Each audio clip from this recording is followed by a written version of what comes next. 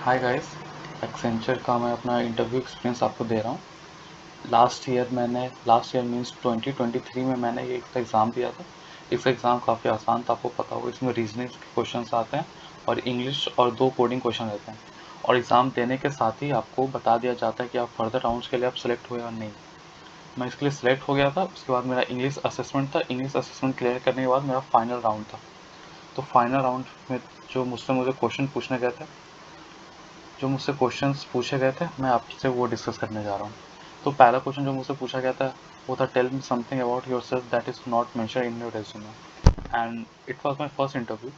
सो मैं इसके लिए प्रिपेयर्ड नहीं था कि मैं इसका आंसर कैसे दूँ।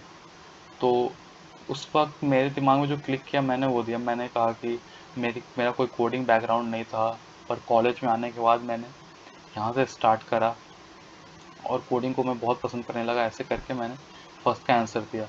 एंड मैंने ज़्यादा इम्फेसिस किया कि मैं दिखाऊं कि मैं कोडिंग में अच्छा हूँ। ये मेरा फर्स्ट क्वेश्चन का आंसर था। और सेकंड था, एक्सप्लेन योर प्रोजेक्ट। तो मैंने अपना प्रोजेक्ट एक्सप्लेन किया। प्रोजेक्ट एक्सप्लेन करने के बाद जो इंटरव्यू में जो बैठे थे उन्होंने पूछा कि अगर आपको प्रोजेक्ट में दिक्कत आती थी तो आप किससे हेल्प लेते थे। तो मैंने कहा था कि मेरे कॉलेज के फैकल्टीज बहुत हेल्पिंग थे, तो वो हेल्प करते थे। तो उन्होंने पूछा कि अगर वो हेल्प नहीं कर पाते और अगर वो मान लो कि हेल्पिंग नहीं होते और तुम्हारी हेल्प नहीं करते, फिर तुम इसको कैसे टैकल करते। तो इसका आंसर मैंने दिया कि मैं ऑनलाइन सोर्सेज की तरफ अपना रुख करता और वहाँ पे मैं अपना आंसर फाइंड करना स्टार्ट करता। फिर उसके बाद उन्होंने ये क्वेश्चन पूछा कि प्रोजेक्ट में अगर अगर डिफ़िकल्टी आती और मान लो कि कोई बंदा एब्सेंट हो गया और वो काम नहीं कर रहा है, तो तुम कैसे टैकल करते। तो मैंने कहा कि अगर कोई प्रोजेक्ट में काम नहीं कर रहा है और मैं टीम लीड हूँ, तो मैं उसे समझाऊंगा कि प्रोजेक्ट में होना तुम्हारा ज़रूरी है और तुम एक इम्पॉर्टेंट मेंबर हो, तो तुम्हारा काम करना इम्पॉर्टेंट है। उसके बाद इंटरव्यूअर ने मुझसे अगेन पूछा कि नहीं, ये सब बोलने के बाद भी वो काम नहीं कर रहा है, फिर तुम क्या करोगे।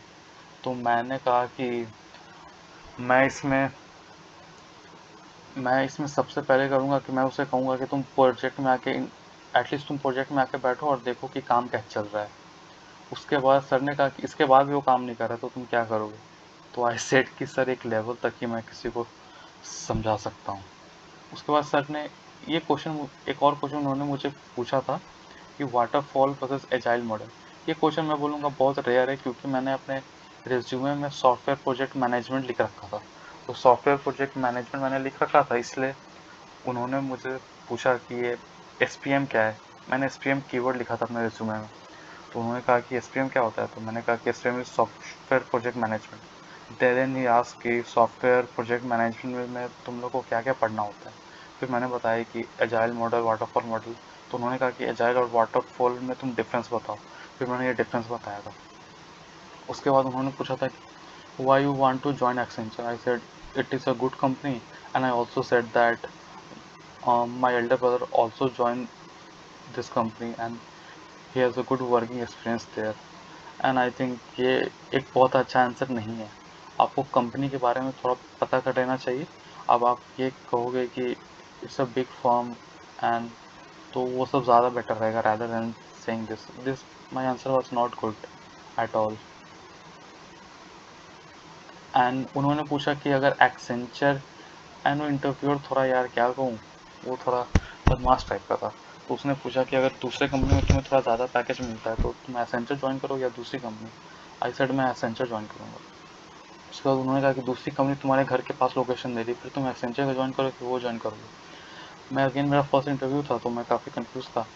तो मैंने इस बारे में ज़्यादा बताया नहीं, इसी बारे में मैंने ज़्यादा सोचा नहीं। मैंने कह दिया मैं एसेंचर ही ज्वाइन करूँगा। उसके बाद यहीं पे हमारा इंटरव्यू ख़त्म हो गया।